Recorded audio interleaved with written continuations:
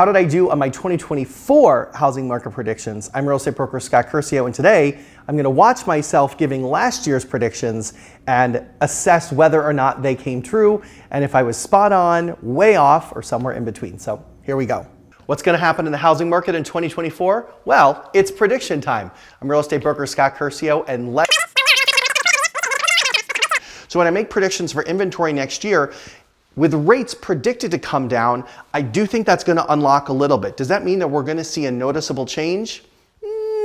My jury's still out on that. We could. I think it's going to depend on how much the rates fall and how fast that happens.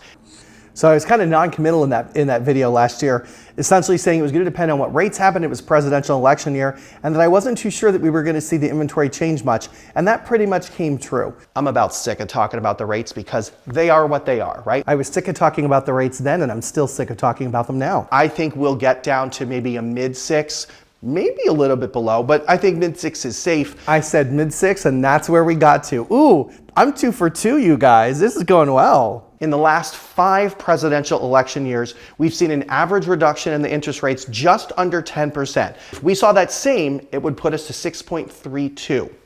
That number did not come to fruition, 6.32, at least I don't think so. We did see a little dip before the election, but not as much as most of us in the industry were thinking. NAR is saying they think sales are going to increase 13.5%. National Association of Realtors said a 13% increase in home sales. That didn't happen.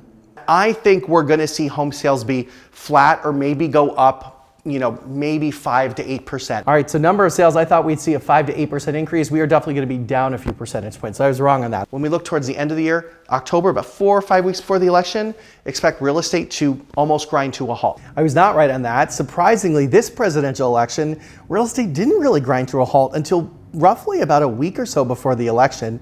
And then by the weekend after, it came right back. We sold a house that we put on the market for that weekend, multiple offers that weekend. So wasn't right on that one. Let's dive into home values, because I know that's what you really want to know. What are they going to do? Everybody is saying different things. If I had to predict, I think for Chicago, I think we're going to be flat. I think we're going to be fairly...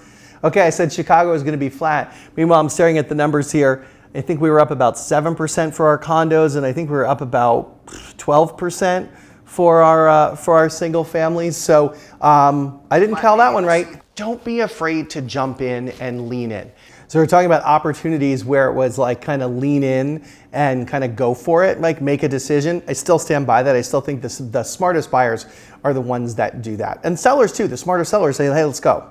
Another thing that's going to be, I think, a real opportunity and open up options for home purchases for people is some of the changes we've seen in lending this year, specifically Fannie Mae and Freddie Mac changing the down payment requirements for multifamily 2 to 4 unit homes. So I love that opportunity that I talked about last year in terms of the multifamily lending changes. And I actually think that's probably one of the key catalysts that we saw the 2 to 4 unit market move so much more quickly. That was the segment of our Chicago market that was as close to last year's numbers in terms of number of sales. We're almost even as we come into the last few weeks of the year here when I'm recording this. So I actually think that opening up of financing really helped bring that market segment back because those sales were lagging. And what I'm going to leave you with in 2024 housing is there's so much that is out of our control, my friends. We don't control the interest rates. We really can't control the inventory.